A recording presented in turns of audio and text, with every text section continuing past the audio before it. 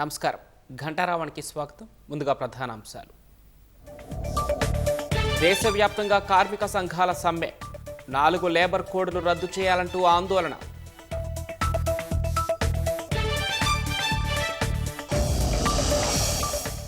రాష్ట్రంలోనూ విధులు బహిష్కరించిన సింగరేణి కార్మికులు.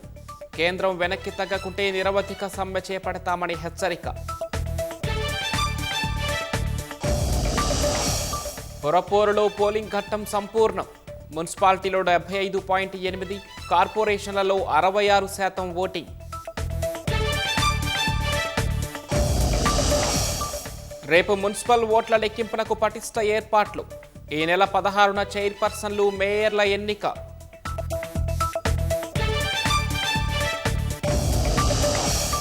బంగ్లాదేశ్లో 300 స్థానాలకు కొనసాగుతున్న ఎన్నికల పోలింగ్.